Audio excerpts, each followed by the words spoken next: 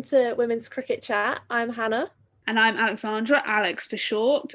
Coming up on today's podcast, this person needs no introduction whatsoever. We've got one of England's 2017 Women's World Cup winners and one half of the dynamic duo from the No Balls podcast, Alex Hartley.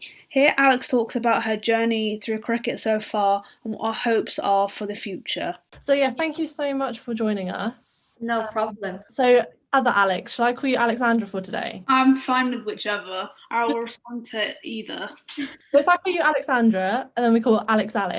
Okay. That works, yeah? That works with me. I'm quite chill. Shall we get cracking on this interview? So our interviews are very just kind of Q&A. Very boring compared to your podcast, obviously. So Alexandra also made a comment on our Sue Redfern interview saying, oh yeah, Alex and Kate seem quite crazy, aren't they? And I was like, Alex, that sounded so kind of sassy. It was very kind of, I don't know. Alexandra, you're going to have to explain yourself. It was just like an off-the-cuff comment, like crazy as in they're mad. They're just like these characters that you wouldn't expect professional England cricketers to act that way, which is quite a nice contrast. I always say that more than half of that team are really beige, so it's quite nice for like us to be ourselves. I mean, Alexandra dug herself out the hole there massively then, so that was a really good effort. You've done well. So we'll start with a proper Q&A now. So just taking back to 2017, obviously phenomenal year for women's cricket all round and for yourself, personal performances, and of course being a World Cup winner. What was that year like, and tell us about that final? It was a crazy year. So obviously I only made my debut in 2016 and it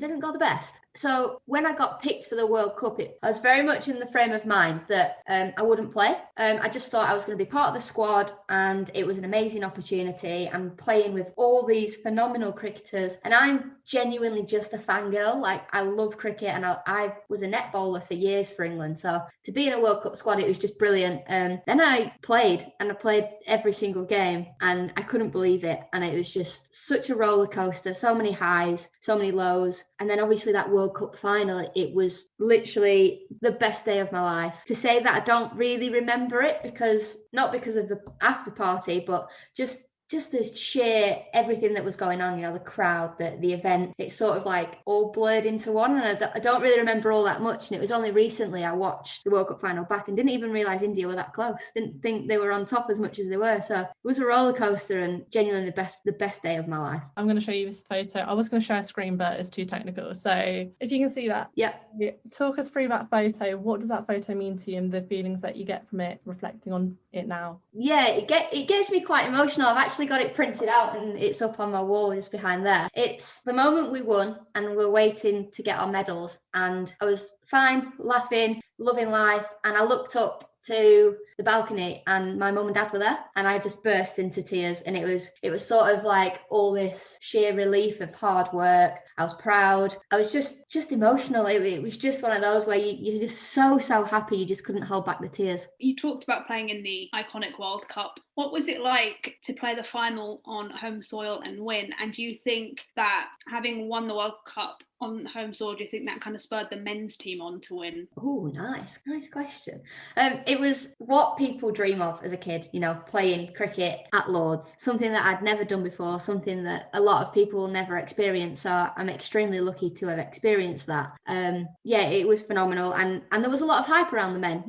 They were following in our footsteps for the first time ever as well. The girls have won at home at Lords. Now it's your time. It's your turn. So yeah, there was probably a bit of, they were thinking, how amazing would that be if we did follow the girls? They probably didn't think about it on the day, but it was definitely would have been brought up in conversation. So for the World Cup period, you guys switched off of social media. What kind of impact do you think that had on the team culture? Did you actually fully withdraw from it, or do you still sneakily have a look at the comments that were getting made and the fan reaction? Yeah, it was one of those, we trialled it out in Dubai in the pre-season and we decided to have a week off, but it was just one of those situations where we wanted to be in our own little bubble. We were ahead of the times, and we wanted to just concentrate on ourselves. We didn't care how Meg Lanning was getting on, how Susie Bates was getting on. I didn't care how anyone else was bowling. We just wanted to focus on ourselves and get ourselves into a role and just really concentrate on being a team and focus focusing on each other and each other's success. It worked. It was brilliant. A few of the girls come off social media now when they play in tournaments because there's a lot of distraction, and there's arguments for and against it, because if you're in a mid-tournament, you can promote yourself and your team and you can try and get a bit of hype and following through social media. But equally, there are trolls, and if things have gone well, you can get too high, and if things have not gone well, you can definitely get too low. And when you talk about comments, what do these kind of comments look like? Do you still receive many negative ones? Do you get many positive ones as well? I sort of bring a lot of my social media attention on myself. Like slating the Indians when they're losing against England. I'm obviously going to get a lot of stick for it, but you can. I got a barrel of abuse when I got Stefani Taylor out in the KSL because apparently my celebration was too over the top and she's better than I am at cricket. But I'm passionate. I love what I do. And it wasn't the best year. And it was probably the only wicket I got that season. So, it was one of those where it's just really hard to try and go one way or the other. I really like it, but I've muted it. So you sort of say, well, what's the point of having it if it's muted? Just touching on social media, Hannah and I had a look through your Twitter and there was that tweet. It was a well summed up tweet to someone who said, who even cares about women's cricket? Why do you think that women's cricket doesn't have the same respect as the men? Do you know what? It infuriates me because there is no reason why women's cricket is worse than men's cricket. It's completely different. We don't compare women working in an office to men working in an office. So why do we compare women's cricket to men's cricket? It's not the same. It's different. Yes, it's lower scoring. Yes, we don't necessarily hit as many boundaries or haven't in the past, but we're growing. We're getting better. So anytime somebody comments on women's cricket, I just nail them because there are people that care. We've proven it. 90,000 people in Melbourne last year, 30,000 people watching the World Cup final. We've had millions and millions of people tuning in. You can just go and watch women's cricket in India and there's 30,000 people there watching. So people do care, and it's the minority that don't care. But unfortunately, they're the idiots that comment on social media. Completely agree, because I've used that office analogy too, kind of thing, because it's like your employees, you get paid to do a job, you're doing the same job, it's just different kind of context and everything, and you really wouldn't call somebody out in the workplace. So why, just because it's in a sporting sense, you still get that? But I know you were at Loughborough for a bit. So I'm still there doing a PhD at the moment, and part of my research, I looked at the 2017 World Cup, looked at the news coverage, looked at the comments that were made. Even when England win the World Cup, you still get abuse, you still get comments, and it still get back to the kitchen, and it's still, like you say, women's cricket is less entertaining. How does that affect you? Do you know what? I'm quite a fiery character, and I remember seeing after we won the World Cup, there was a news article, someone had written in the news something about women winning the World Cup doesn't mean anything, and I just put the bell emoji and then the end emoji because I was like, you need to shut up. I know the exact article you're talking about. I think it was Dominic Lawson, and it was about women's cricket. It's like watching a dog on hind legs. I used that as my dissertation title because I was like, this is absolute BS. How on earth can you write an article like this the day after you've won the World Cup? Yeah, and I saw that article because it's the first time I got on Twitter, and I actively looked for people giving us shit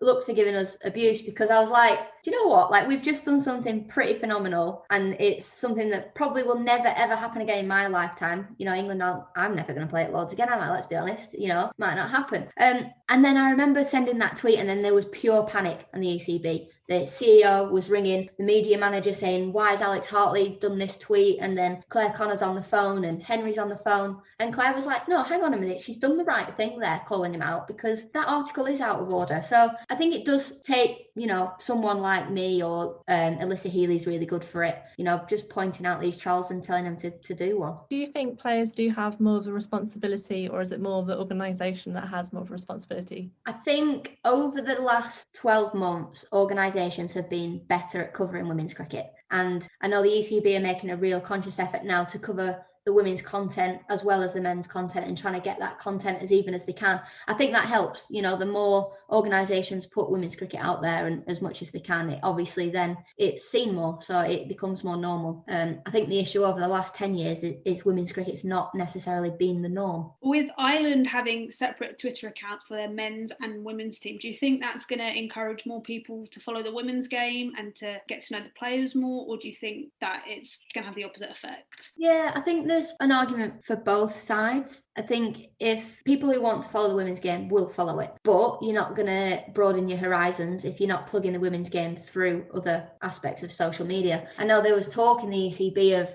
like thinking about having a women's content page. Well, my thing is, if you're going to have a women's content page, make a new men's one. So then the women have the whole following that they've got on that. And you might lose 50% of your following, but you'll still have 500,000 followers. But if you make a new men's one, everyone will follow it. It's fine. It doesn't matter. That will build, that will grow. So yeah, I think having joint account works, but then the Australian women, they don't have a joint account. They've got separate ones. And look at Australia cricket, women's cricket, they're flying the flag. Yeah, maybe it's a time thing as well, because I know with Australia, they did it back in, I think, 2015-16, prior to the 2017 World Cup. And perhaps if England did it at that point, it would be really powerful. And maybe now the ship has sailed and it is more powerful, like you say, to have it in one place and just improve that kind of content. But I think it's also to do with the opportunity to play. Because do you think England at the moment, and the domestic side of the game too, do you think there's enough playing opportunities for women? It probably hasn't been over the last 5 years. I know you think of my England career was only 4 years long and I didn't necessarily play that much cricket, but it's getting better and they're playing more and more. They had 3 series booked in last summer and just, coronavirus hit and they couldn't play them all. So I know this summer they're out in New Zealand now, and then they've potentially got 3 series this summer of teams coming over, and then they go back out for the Ashes, and then they go back to New Zealand for the World Cup, and then they got the Commonwealth. So it's growing, it is getting better, and there are enough series. It's just now getting the smaller countries involved and trying to get your Sri Lankas and your Pakistans up and running and playing as much as everybody else. You've also spoken about your characters. Nobody can deny your character is phenomenal for the amount of setbacks that you've had. So can you tell us a little bit about your story through cricket and how you've been able to bounce back and develop that resilience? Yeah, I wouldn't wish my so-called cricketing story on anybody, because it has been a roller coaster and there's been so many ups and downs. But that's made me who I am today. I'm strong, I'm resilient, if I do say so myself. But yeah, it started out as a young girl and played football as well as cricket. And my mum said, right, well, I'm not buying you any cricket kit. You have to earn it. So then I had to take a wicket, hit a 4, hit a 6, take a catch to get my pads, gloves, helmet, bat. And I think that made me fight for what I wanted, because I could have quite easily have gone, that's hard work. I don't want to do that. But that really made me go, right, I'm going to prove you wrong. And then getting onto a boys' academy, it was again, you're the only girl, I've got to prove you wrong. Getting picked for England academy, being dropped, again, I've got to prove you wrong. And I just feel like my whole career, I've had to prove people wrong. And you know what? It's quite sad, because I do have to work hard. I'm not the most naturally talented, but I love cricket and I love working hard. And I think that's probably the reason why I ended up playing for England. And you mentioned that you were dropped by the England academy. How did you deal with that, and how did it make you feel? Yeah, you sort of, that feeling of being dropped from the England academy is nothing to what I thought I would ever experience, like I've experienced since. So at the time, I was gutted. I remember going to the fish and chip shop and hitting my car on the curb and burst into tears. And my boyfriend at the time was like, hell's wrong with you? I was like, I've been dropped from the academy, like life is over. And you sort of have that maybe 1 or 2 days of feeling really sorry for yourself. And then parents sit you down and say, well, what do you want? Do you want to work hard? Do you not want to work hard? Because you're clearly not working hard enough to be in that environment. And my parents have never, ever pushed me into anything. They've always said, you can stop when you want. We'll support you, whatever you choose to do.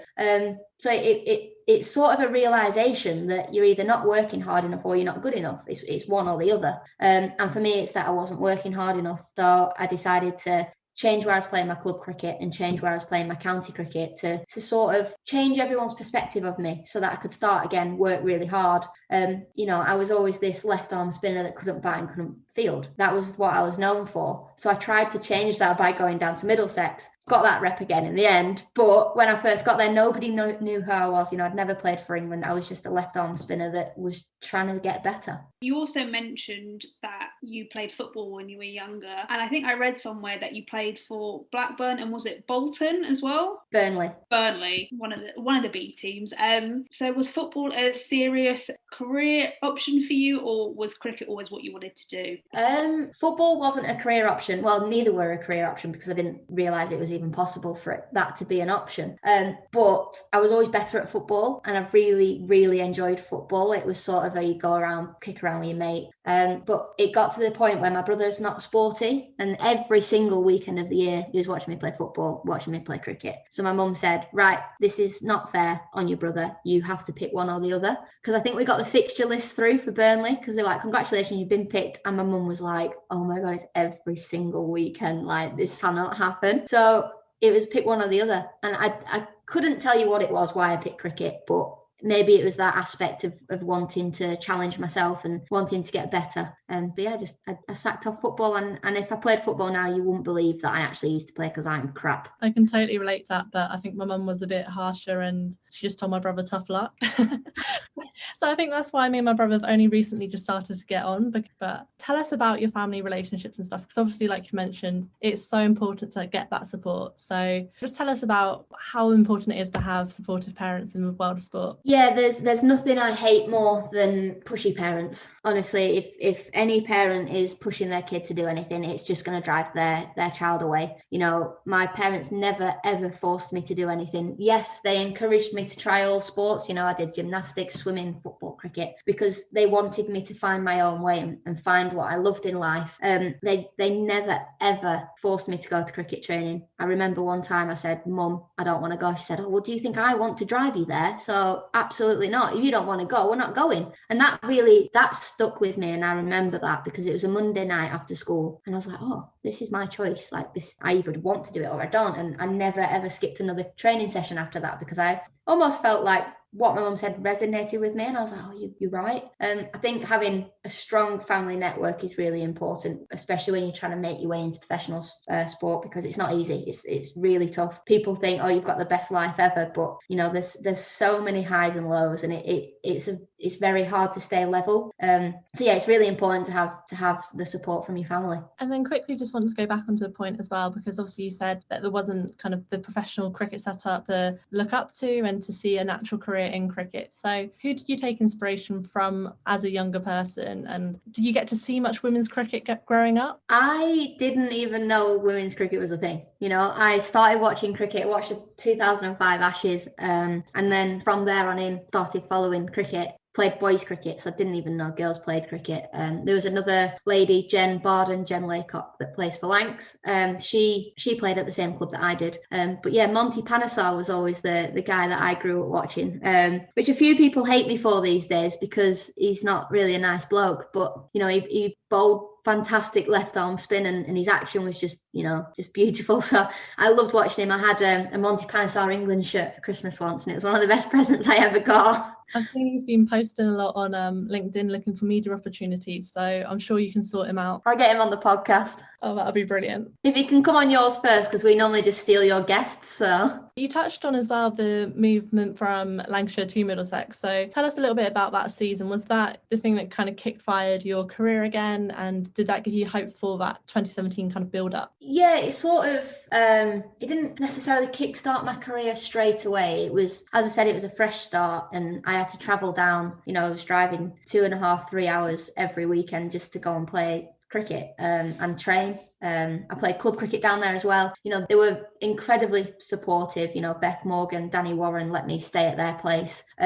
Tash Miles got to stay at her place, and I had just the most incredible time down there, and sort of learned that you can work hard and enjoy it at the same time. So that's what that showed me. And then the support from the staff at Middlesex really did help, and I wouldn't have played for England if it wasn't for Middlesex. Obviously, you are a northern, proud Red Rose girl. Did you find it sort of a culture shock coming down south? Because when I went away to university up in Leeds, I know it was very different. Like, the way of life was completely different to the way I'd grown up. So I would probably say I'd lived a sheltered life until university. So it was really nice to see a different part of the country and to see how things were completely different to the way I grew up. I think people, when I went down to Middlesex, were like, who on earth is this chick? She's very outspoken, speaks her mind, doesn't care what anyone thinks of her. But yeah, I tried to live in London and lasted 3 months and rang my mum saying, can you come pick me up? It wasn't for me. I love that you are like unapologetically you though, because I think especially as a woman within cricket and within the media industry too, it can be quite hard. So tell us about that transition as well, because obviously you were at the World Cup last year presenting. doing TMS stuff. So tell us about what it's like to be a woman in the media industry too. Do you know what? I'm probably extremely lucky, but I haven't had any bad comments yet. Which I have not done that much work. You know, I've only worked on men's cricket a little bit. I've done quite a lot of women's cricket, and obviously people that listen to women's cricket are going to support past players and want them to do well. So, but I absolutely love it. It's something I really want to get into. It's something that is the next chapter of my life, I feel. And I want to do the best job that I can do. I don't want to be one of these people that people turn on the radio or the TV and go, oh, she's just got the job because she used to play and she's rubbish. I want to be there because I deserve that opportunity, because I'm good enough. So I've been working really hard to try and be myself, but also have the cricket knowledge so that people don't just think I have the job because, you know, they're kind of seeing if I'm all right. I want to be really good as well. And is there any commentators that you look up to at all and that you want to kind of emulate when you do get the chance to do commentary? There's not anyone I would necessarily say I want to be like, because I think I'm different. I'm a character in my own, you know. I'm a strong northern girl who loves to have fun and loves to have a bit of banter and love an innuendo. So I think I just want to be myself, but equally the likes of Isha, you know, she has been fantastic. Ebony, both of them have made this fantastic career in the media. And it was only today in a meeting that somebody asked me what my aspirations were, and I said in a dream world, I know it might not happen, but I would be the next Isha. I can see that happening for sure, 100%. And this is going to be an exclusive now. We're going to be like, heard it here first, but no. What was the first time of presenting like? How did you just go out there and in front of obviously like millions in front of a camera? Like, how do you deal with that pressure? Yeah, so the first time I went on the radio was years and years ago. Isha actually couldn't do the commentary on a Lancs game because there was a family emergency, and she said, Alex, do you want to do it? I said, bloody hell, yeah. So I was on with, that was the first time I met Henry Moran, and Butler hit a 6, and he said, Alex, what was that? And I nodded, and he said, Alex, you're on the radio, you've got to speak. I was like, oh my God, I'm so flustered, I'm so overwhelmed. So that was a massive learning curve, that you need to talk on the radio. But the first time I was on the telly was actually this summer, and I was watching it back going, I can tell that's the first time I've been on the telly, because I looked so nervous, and I was standing there and I was like, oh God, I'm on the telly. I remember standing there and I was going, I'm on BBC Sport, everyone's going to be watching, everyone's going to think I'm rubbish. What if I'm rubbish? What if I don't look nice? What if my hair's wrong? And there's all these things going through your head, but then you just have to remember you're chatting to your mates. You know, I was with Danny Hazel, Michael Vaughan, Isha Gua, people that I've spent time with and people that want you to succeed as well. So as soon as I got all those stupid thoughts out of my head and just talked cricket, that was when I became comfortable again. Do you find it easier to converse with people you know so that then it's less pressure? Because I find it hard to believe that someone like you would struggle to speak on the radio. Yeah, it's always easier with someone you know. You know, I've built that relationship now with Henry Moran where we'll just talk all day, every day about anything and anything. Whether we're commentating on cricket and we're not talking about cricket, we're talking about what we're going to do in the evening or whatever. It's always easier with someone you know, but I'm one of those people that finds it quite easy to build a relationship with somebody. So I started working with Kevin Howells last year, and within 2 or 3 games, like, we've built this relationship, we have a bit of banter. So I think if you're yourself and you just relax, I know it's easier said than done. Like when you're interviewing someone, you can get quite nervous and you sit there and you get flustered and you don't know what to do. Because I still do that now, but you just, you know, you're doing a job and nobody's gonna care if you stutter or, you know, you say something wrong. Everybody's learning as they go and everybody wants you to succeed. I am definitely learning right now. Like, this is so outside of my comfort zone, honestly. But I'm really enjoying it, and it is helping me kind of communicate better, because although I'm like stumbling across now, like beforehand I could never string a sentence together. But I'm going to stitch Alex up here now, because she messaged me earlier. I can see the eye roll, and she was like, is Alex's boyfriend Henry Moran? And I was like, no, so Henry is my commentating boyfriend, let's call him that. My partner actually works in the ECB in the digital side of things, so he does like the Twitter and social media. Probably why it's a bit more equal these days, because, you know, he wants women to succeed because I'm a cricketer. But no, Henry Moran is not my boyfriend. I don't even know what to say. Thanks for stitching me up, Hannah.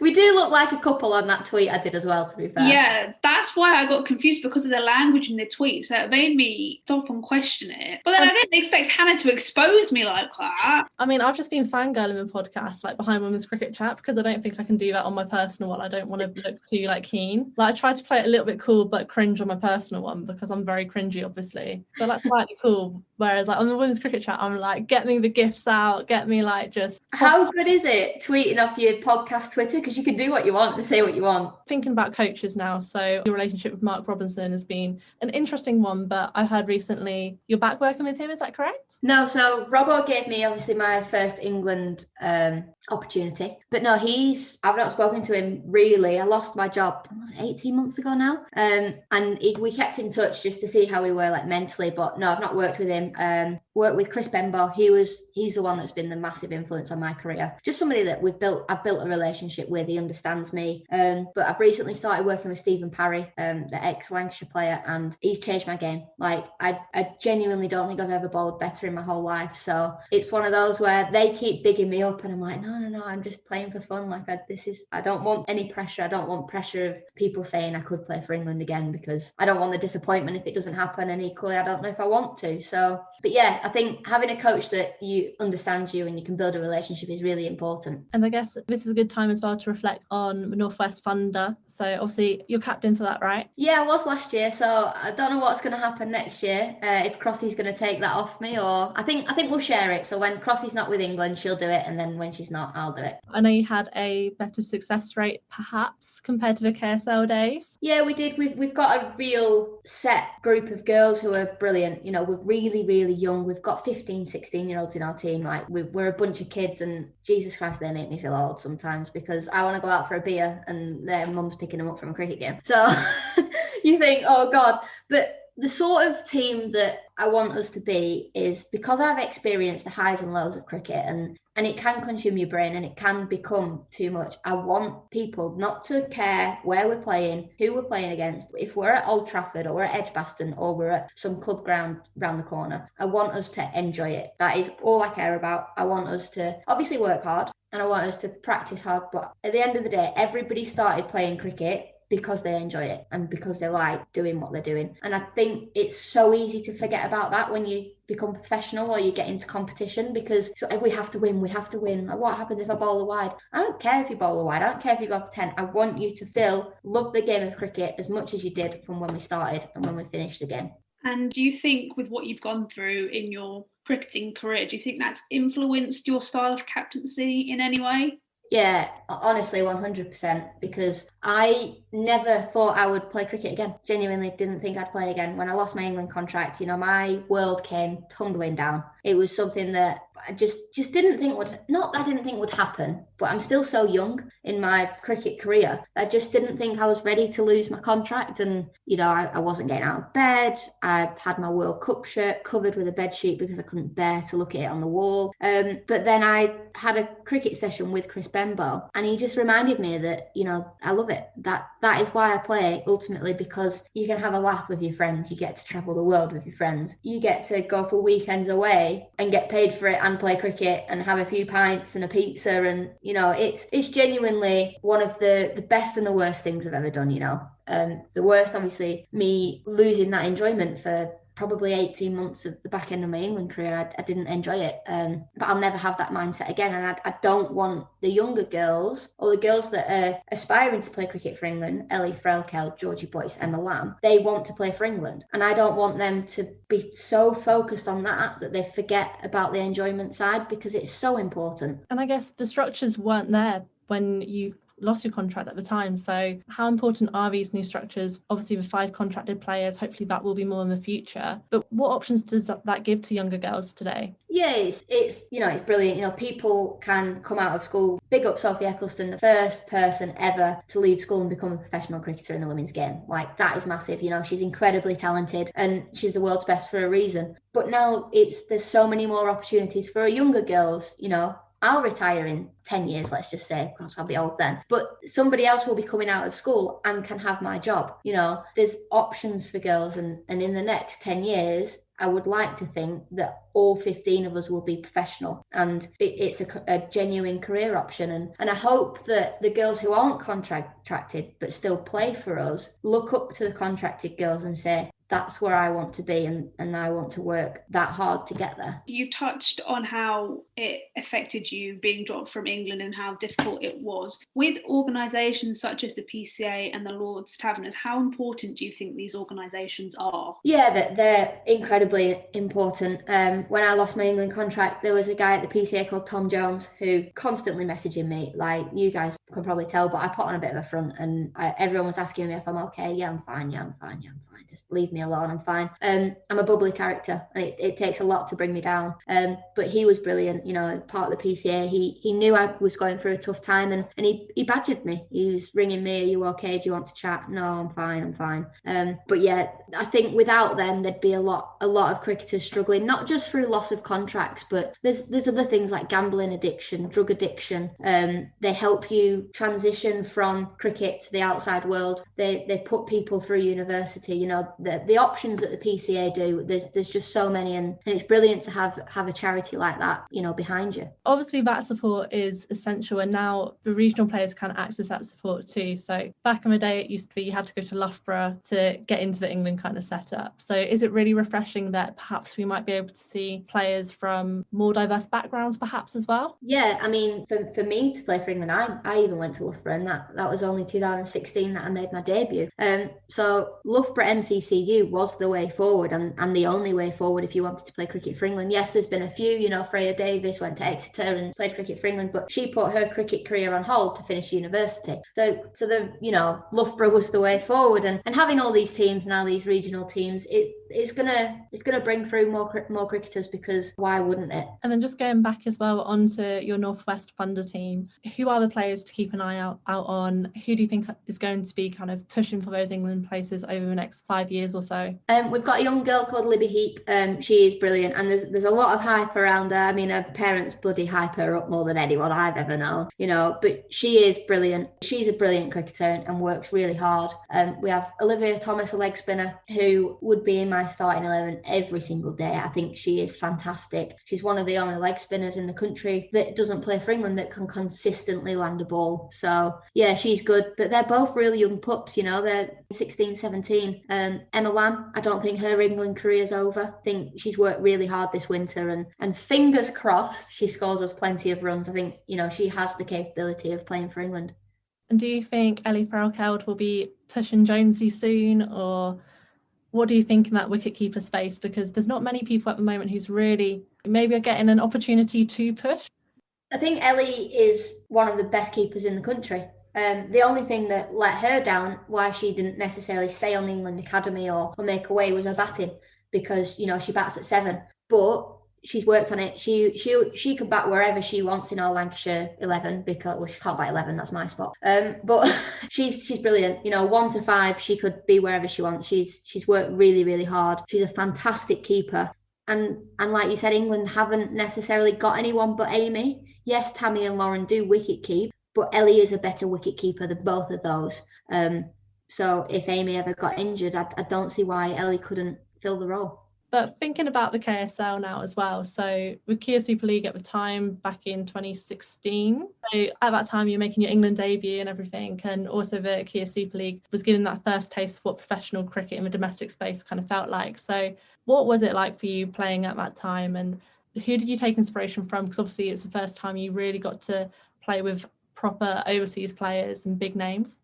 Yeah, you know what? When the KSL first started, I'd made my England debut, and I genuinely didn't think I'd ever play cricket for England again. So me playing in the KSL, it was I was sharing a bed with Tammy Beaumont. That's how far behind the times we were sharing hotel rooms to save a bit of money for something else. And I was sort of not distracted from the cricket with the stuff that was going off field, but I was so frustrated with things that were going on off the field that it distracted me from the cricket. And I just remember all these overseas coming over and thinking, this is really good. We've got, for the Aussies, who always said it wasn't worth their time because that's their time off and they didn't get paid well enough to come over, which is fair because there wasn't that much money in it. But Harmanpreet Kaur, Mandana, Lizelle Lee, we had all these players coming over and bowl at them outside international cricket, I think was something really special in the game.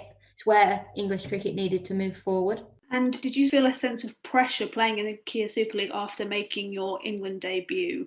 I didn't, to be completely honest, I didn't. I just, at that point, so the first 2 years of the KSL, I was sort of at the frame of mind that I'm just going to enjoy it. And it sounds stupid, but I never really knew how good I was. And I was just playing cricket because I enjoyed it, and I was leading wicket taker in the first couple of years and got a place in the England squad, and then that's when things changed, and I thought, oh my god, I'm the world's best, I need to be the world's best, and that's when my career sort of started going downhill. So I wish I could just take little naive Alex and just carry around everywhere so that, you know, she doesn't sort of get ahead of herself again.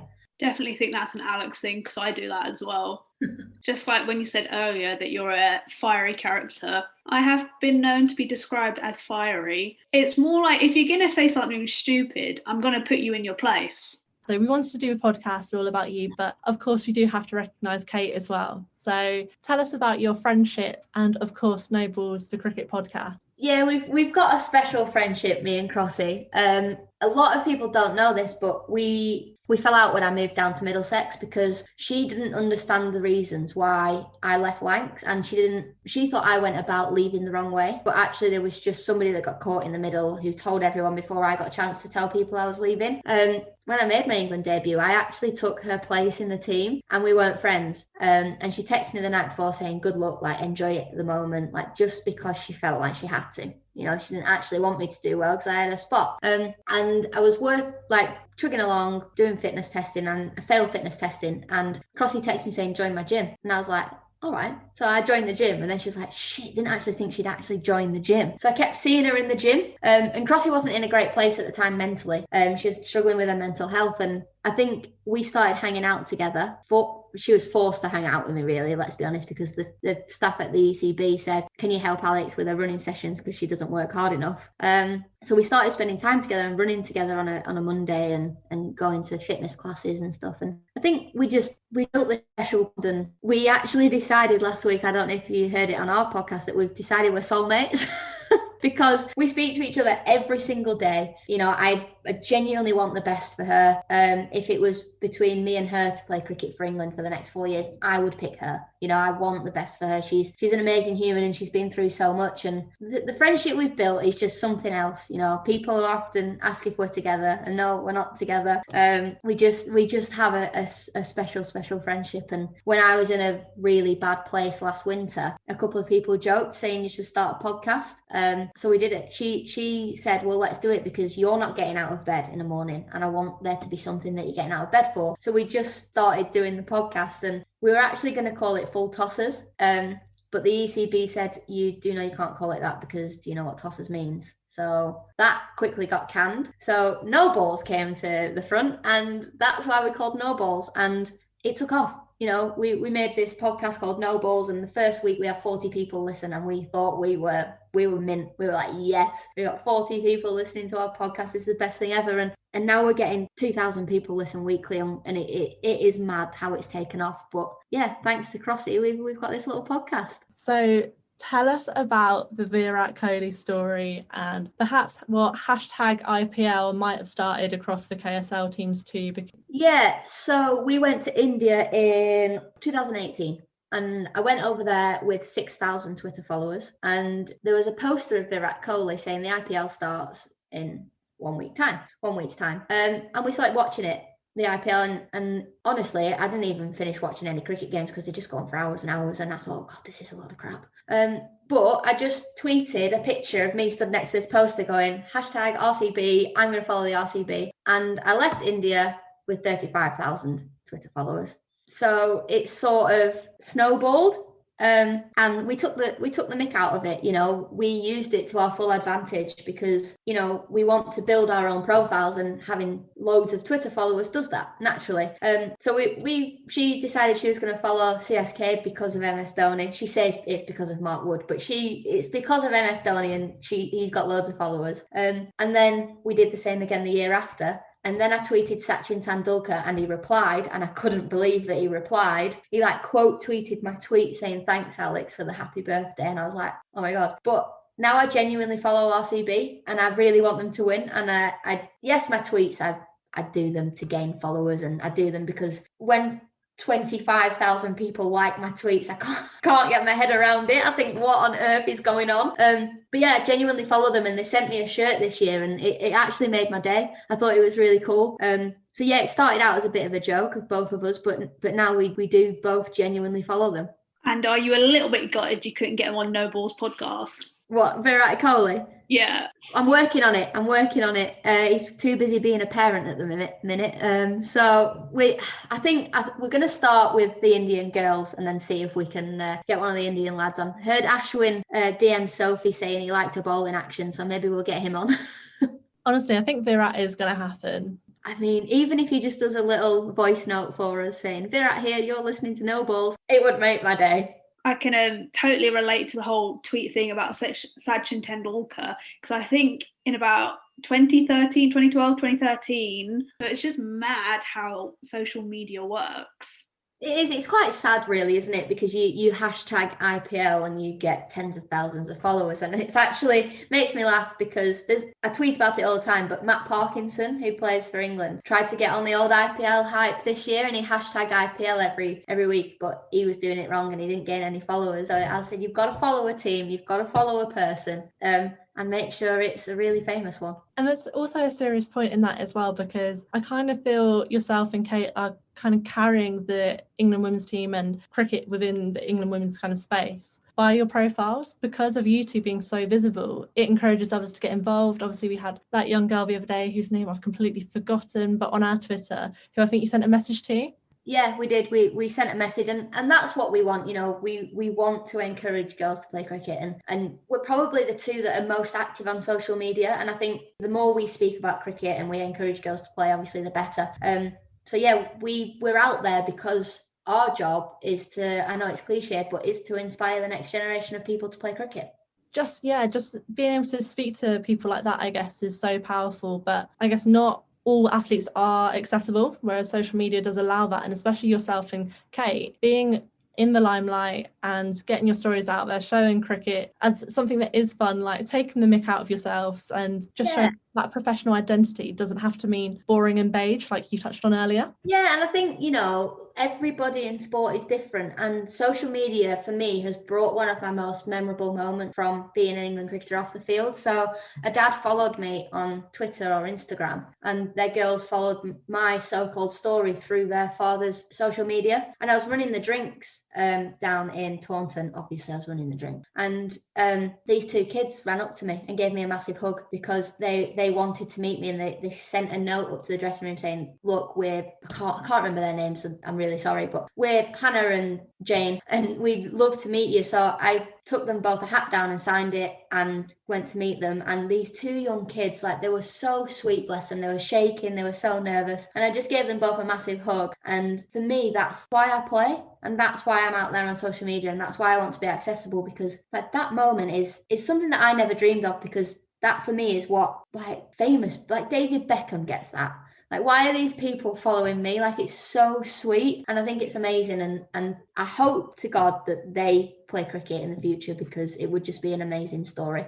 Again, thinking back to obviously social media and inspiring young girls, is there any careers that you would consider because of your profiles? So a lot of people ask me if I want to be a cricket coach, and I don't think I've got the patience. I often watch, I'd have to be a spin bowling coach because obviously I'm not going to be a batting coach, but I watch people bowling left arm spin, or young kids, and I can't get my words out, and I'm always saying, just do this or just do it like this. But because I was naturally talented and could do it myself, and I'm not the most articulate, it's really hard for me to get myself across and for people to understand. So don't think coaching is the route I'd go down, But you never know. You might see me coaching a 100 team in 10 years' time and you'll be saying, well, you lied. And then on that 100 as well, so what do you think the new format is going to bring for 2021 when hopefully we won't have COVID issues and we'll be getting fans in stadiums and this new format on the go? Yeah, I don't think it was necessarily something that was needed in English cricket, but now we've got to roll with it, and we're going to get the best players in the world playing in this competition. So it's going to be like the Big Bash. It's going to be like the IPL. When you have the best cricketers in the world coming over, then it's always going to be a good competition. It's always going to be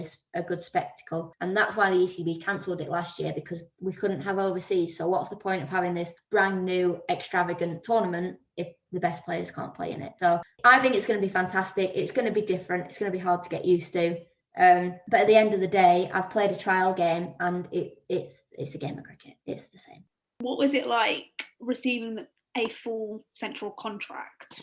It was, honestly, I wasn't expecting it. We had just come back from the West Indies and I'd done really well, but it was one of those that everyone was hyping it up, being like, you've just got a world record. I was like, what do you mean? They're like, you've just taken the most amount of wickets ever in a series. I don't know if anyone's ever done it since. They probably have. Eccleston's probably done it, let's be honest. And we were at home for 7 days before we went out to Sri Lanka. And Robbo pulled me to the side. He's like, we're going to give you a full-time contract. And I was like, oh my God, like my dream has come true. And I rang my parents in tears. They're like, what's wrong? And I was like, I've got a contract.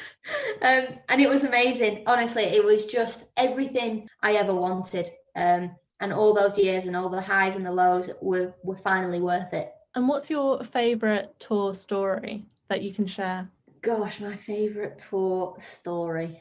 Gosh, there's been so many. Hate questions like this because I actually have to think about it. Favourite tour story. Oh, right. Yeah. Okay. My first cricket tour to the West Indies.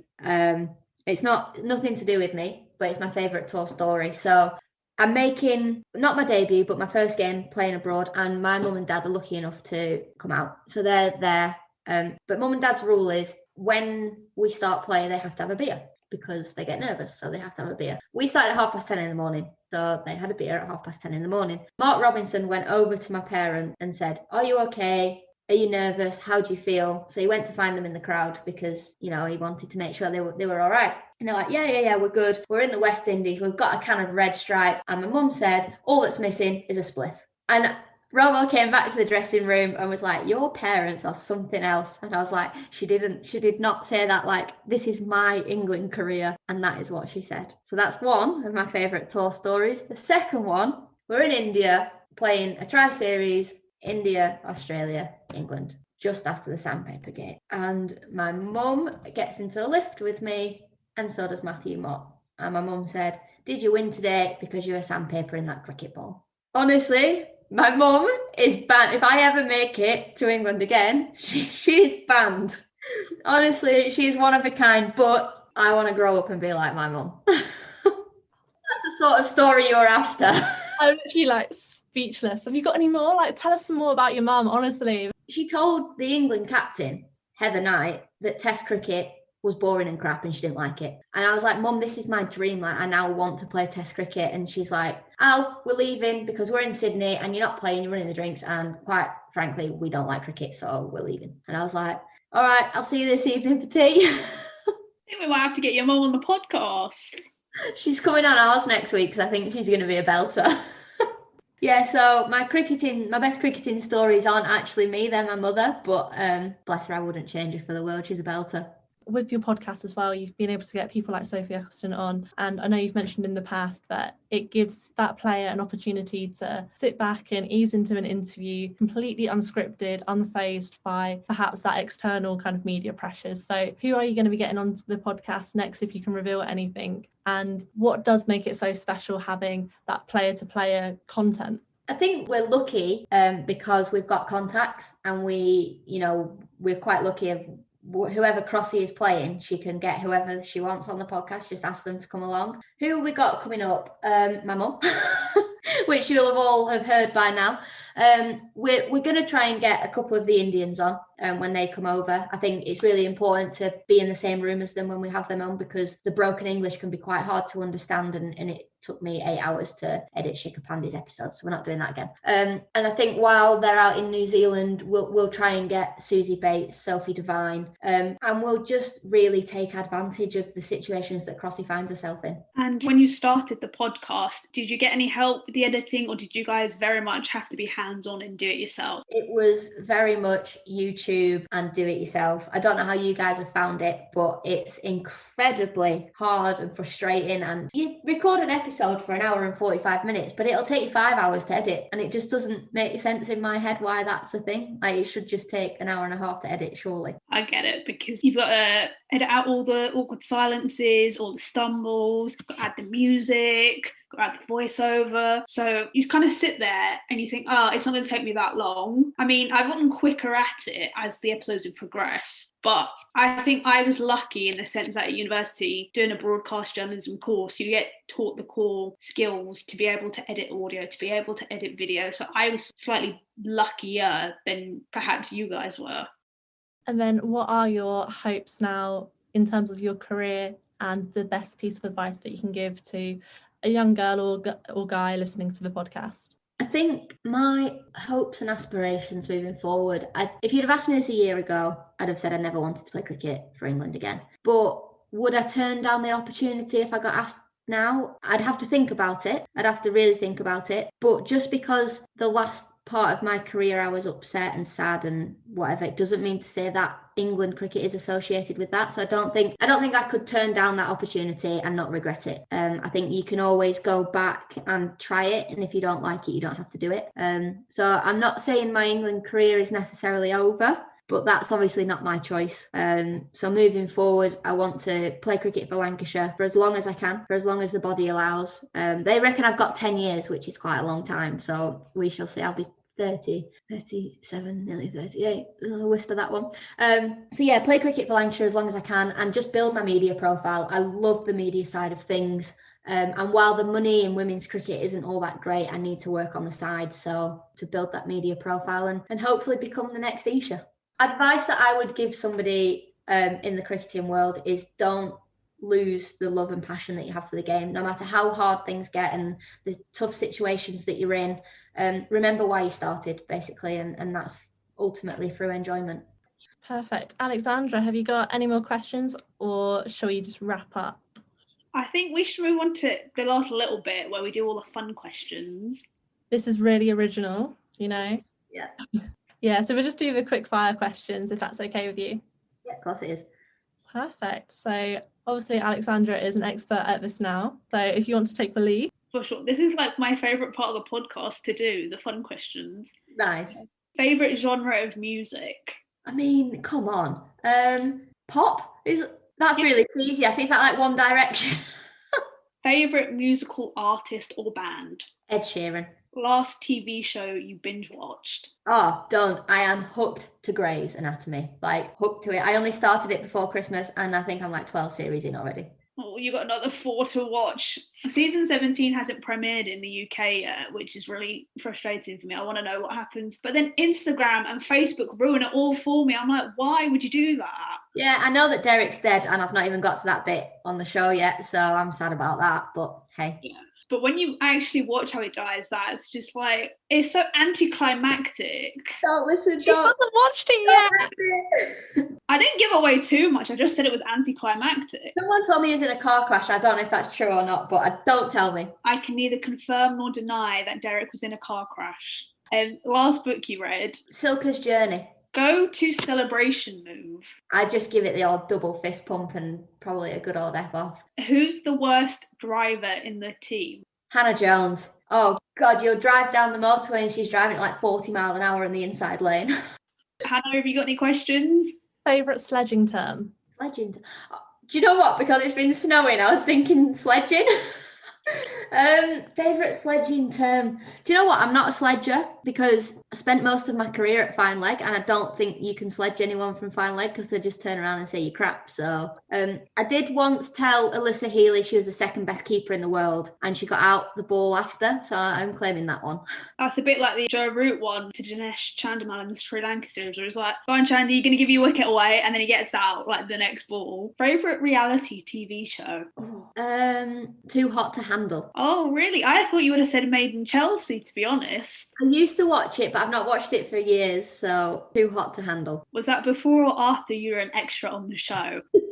Thought I might get away with that. I stopped watching it just after. Favourite ground to play at? Old Trafford, obviously. Favourite place you've been to? Tour-wise? Yeah. India. Favourite umpire? Sue Redfern, come on. And if she doesn't give me any LBWs this year, I will be annoyed. You've done such a good service for her, you know, you've boosted her profile, you've given her lots of compliments, even given her offers that I guess most people wouldn't refuse.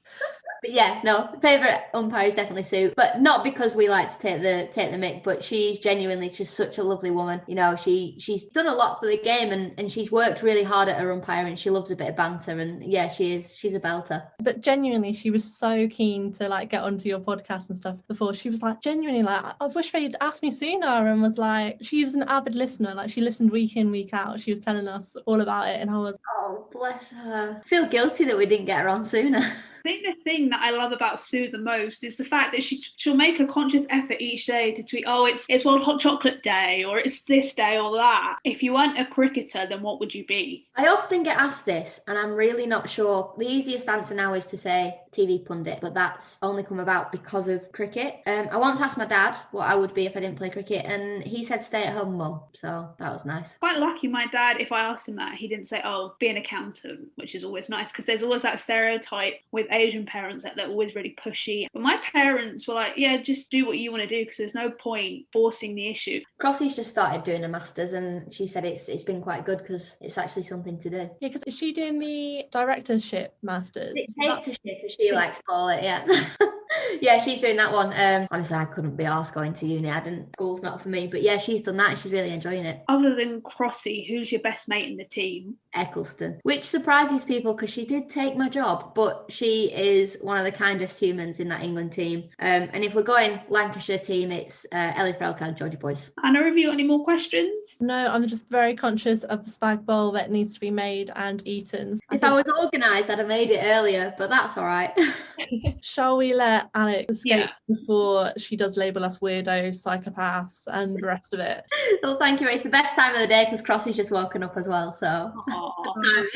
Well, I hope you get to catch up, and I hope you're not missing her too much. Thank you very much for having me on. Honestly, it's been a pleasure. That time has flown by as well. Well, thank you so much. Just quickly, where can our listeners who obviously aren't following you, I mean, who wouldn't be following you? Where can they find you on the gram and on Twitter? Alex Hartley 93 on everything. Or Nobles TCP on Twitter. Thank you very much. Perfect. Well, go and enjoy your spag bowl, and thank you again. Absolute pleasure. Super grateful for you starring, and I think this will probably be one of the best episodes yet. Purely because you're on it. Oh, thank you very much. Thanks for having me. It's been a pleasure. All right, cheers, girls. Thank you very much. See you. Bye. Thanks, bye. Massive thank you to Alex Hartley for coming on and being a guest on the podcast, and for being so honest and open. And to all our listeners, if you want to keep up to date with everything we're doing, you can follow us on Twitter at WCricketChat and on Instagram at Women's Cricket Chat. And if you want to give us a like on Facebook, we are Women's Cricket Chat. And if you wanted to give our personal Twitters a follow, Hannah is at HannahT1194 and I'm at Alex Jane Pereira. This has been Women's Cricket Chat. Tune in next time.